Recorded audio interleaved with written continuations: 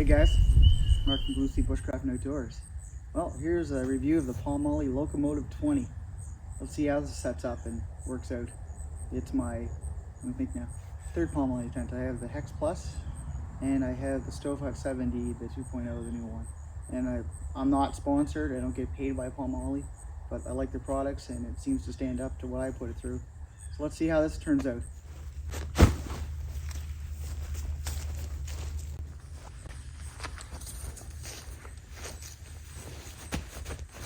So this is the main tent itself. I think it's actually smaller, packed up smaller than the Stove Hut 70. And then I always like to put the ground sheet with the fire retardant level on it. Mostly winter camping, so usually there's no chance of a spread of a fire, obviously. But it also gives a moisture vapor barrier, so kind of gives you a little more protection. Set this baby up. Gorgeous fall day, post Hurricane Lee. Didn't do too much damage, unlike Fiona last year. So.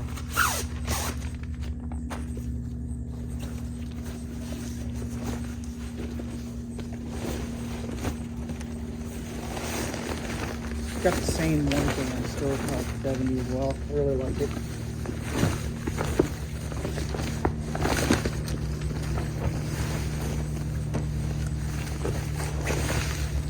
Definitely long.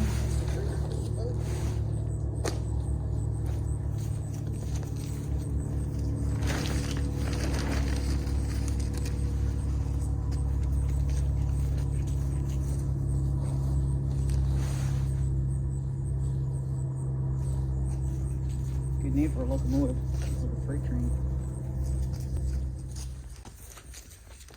So within the contents of the bag for the tent, first pole, should be 3 of them. Nice strap to tie around the tent when you fold it up. Stove jack. Now this is nice because it's separate. Some of them you can't replace them. They don't pull out like this one with the Velcro. So that's good. There's guy lines in here. Pegs, and I can put some more guy lines in that. Main tent itself, and this is the inner liner where the sleeping quarters are.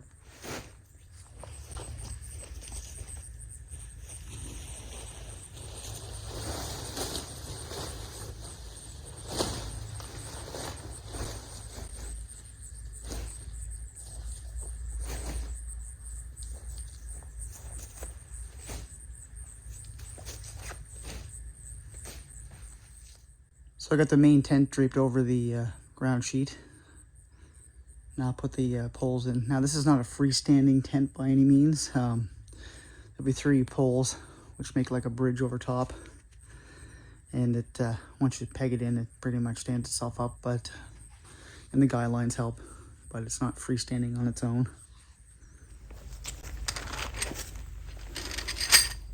Had decent pegs, not the longest pegs, they'll work.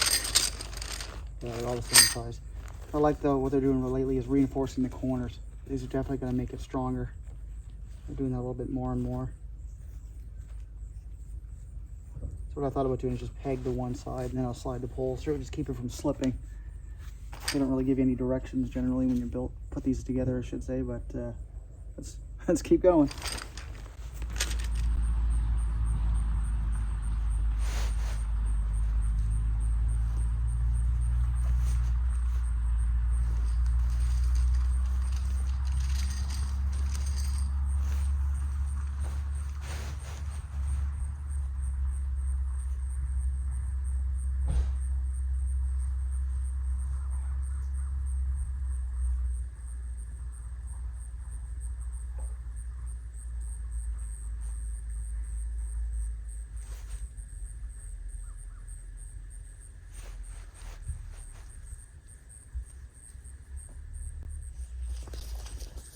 So here's the poles. Got black, silver, and then like this gray. And they color code down here. I'll show you in a sec. Gray, black, silver.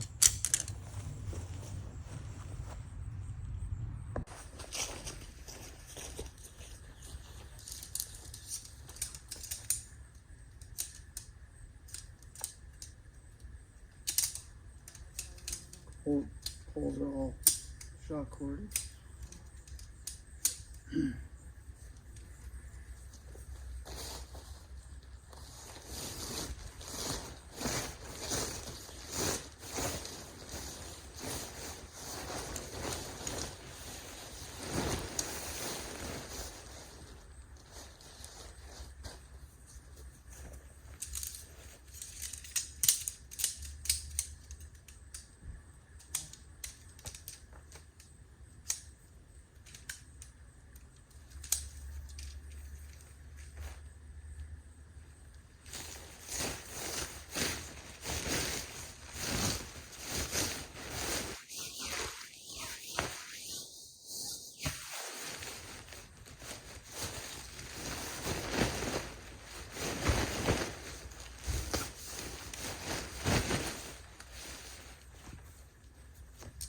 Not too hard to put in, you just shove it through.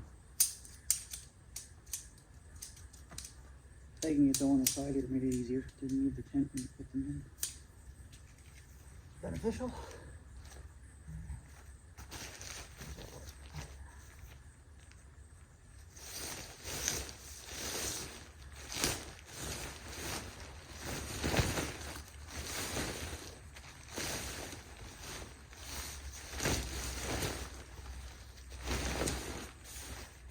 Yeah, holes are all in.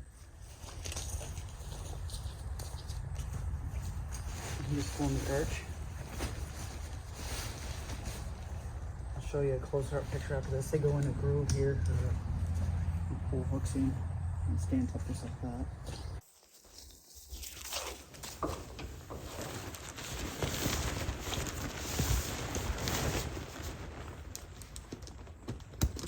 Fits right in the groove there.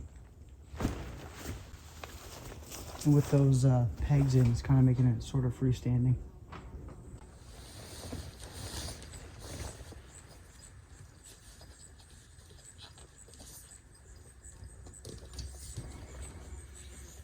Starting to take shape. So we'll peg out the rest here.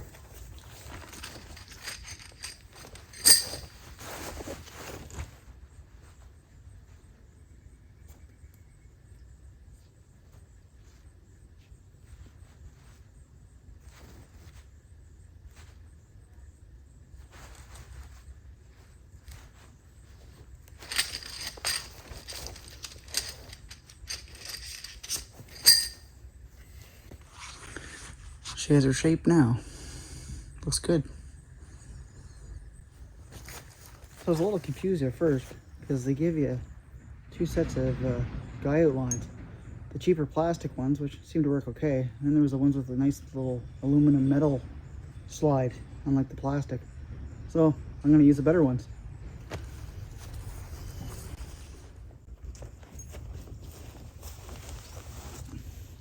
The simple and most effective knot to tie on here is just a simple bowline.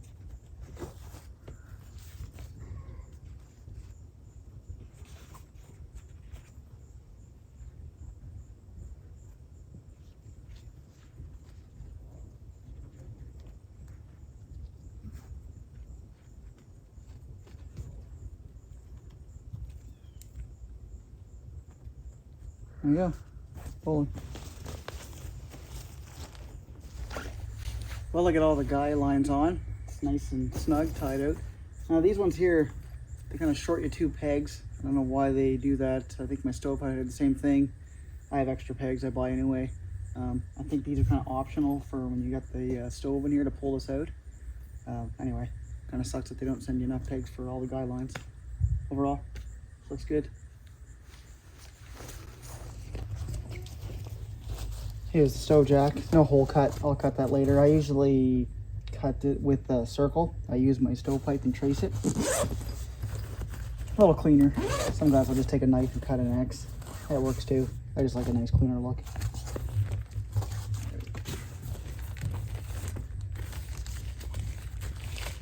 I like the zipper concept though.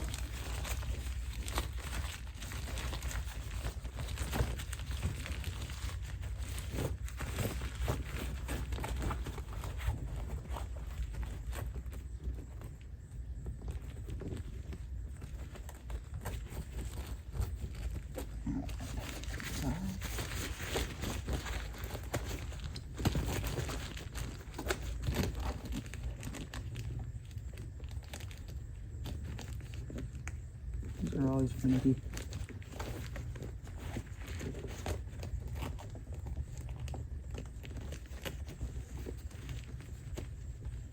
Oh, anyway.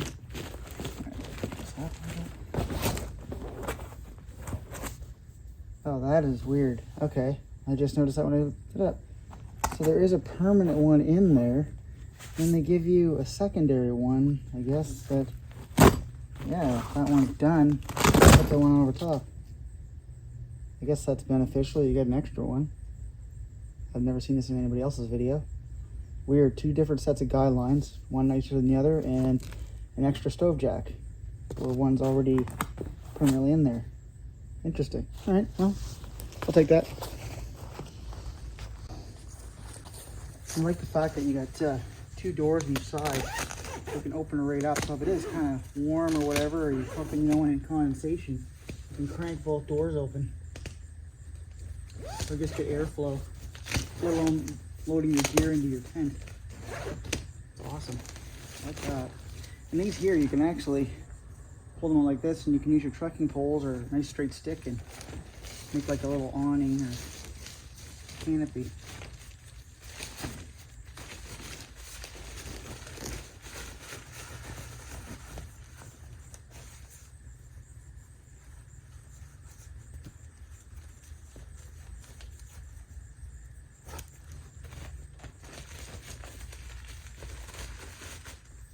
Mosquitoes are atrocious today. It was such a wet summer.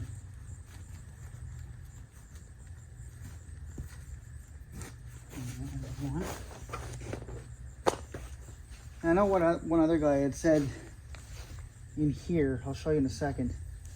The lines that go across the bottom here. So a couple areas which are kind of nitpicky, and some other guy mentioned it too, is these straps. You have to take this back out, or you put this in after. But if you peg it with the tent itself, you have to take the pegs out, pull this back in, and put it over top of these. And the other thing that would be nice is if they put a snow skirt around these. My Stove Hut 70 doesn't have one either. I mean, in the wintertime you could pile snow up around the edges, but it'd be nice if there was actually a skirt. Keep a little more of the heat in, and etc.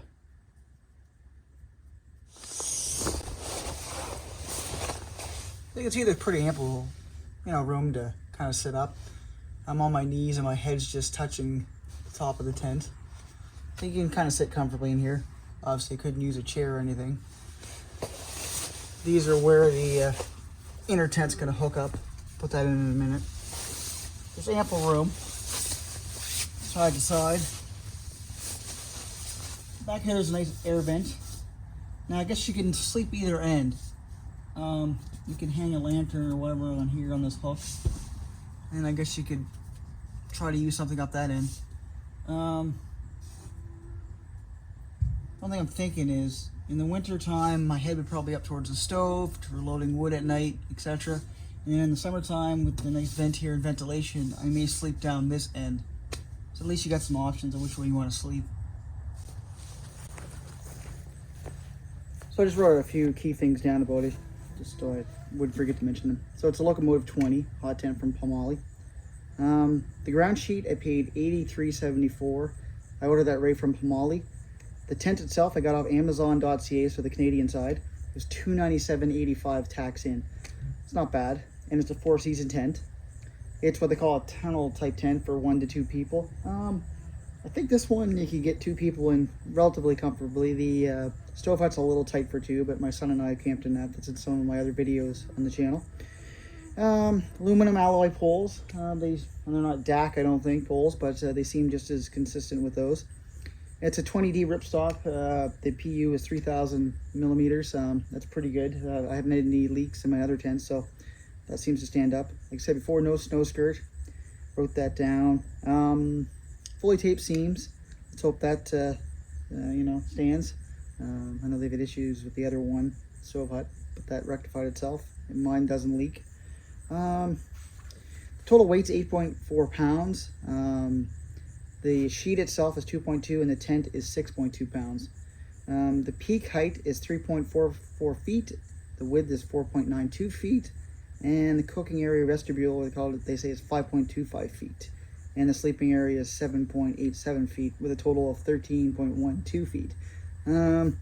That's just what they have on the thing. Let's just see kind of what it actually is.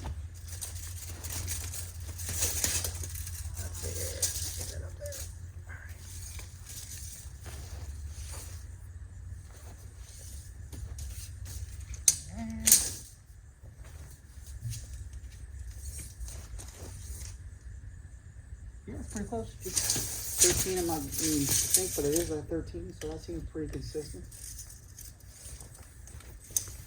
Good. Roughly is, as they say on here, 4.92. Yeah, okay, that's about right because that's 5 feet there. That's stretched out with the side stretched out, so that seems pretty close. And what did we have for height? Let's just see what the peak height is in here.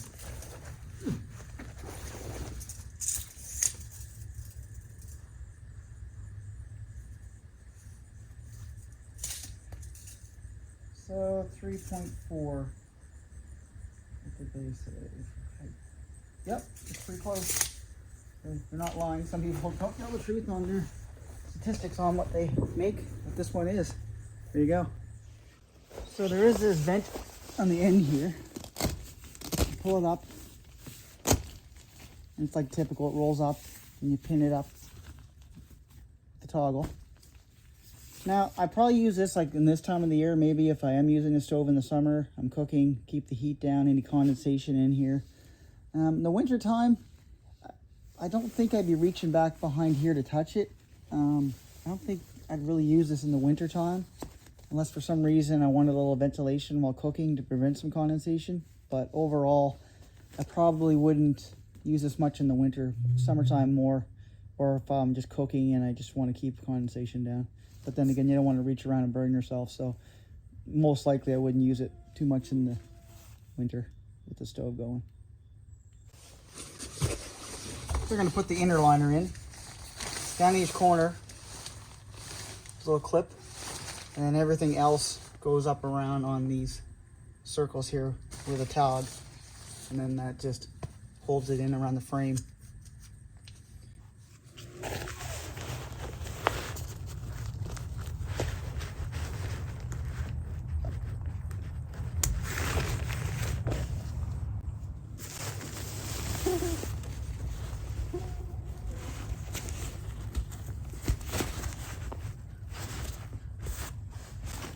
So the inner liner is nice. Of course, it's going to impede on the shell of the tent, the size.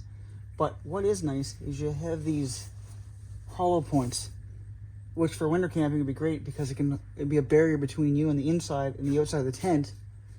Condensation, one thing, but also heat. It'll help retain heat and keep you warmer. That's a great thing. Nice screen. If you're camping now with the mosquitoes, as bad as they are, you can probably see them in here. You got a pocket here. Another pocket here for gear storage. This rolls up, obviously, and hooks down here, as usual, in most tents, as the toggle. But again, you got a nice screen back there to let air through. You know, it's nice. So I got the back all pinned out now, so now you can see the full size. I'm 5'10". Like I said, you can, up there I can sit up here. I'm obviously slumped down because it slopes downward, but I can, as a 5'10" guy, I can lay here pretty comfortably. Even if I was off to the side, there's still room. And like I said, this is the inner tent, so I'm not touching the outer tent where you could possibly hit it and pull water in on you. So I like that. Like I said, the big window back here. And then you have the lantern hanger back here. I wish they'd always put one up at the front too. Well, not that nitpicky. Anyway, maybe I am. So what do I think of the Locomotive 20? I really like it. The design's great. You know, there's little things that I kind of wish they'd perfect, but you know, they're just little things. I know I'm going to enjoy it this winter hot tent camping season. It's going to be a lot of fun. You'll see lots of videos of its use in the field. Also the other ones in my fleet, the Stove Hut 70 2.0 and the Hex Plus. It's going to be a great season. I can't wait to show you more of my adventures and some of my cooking.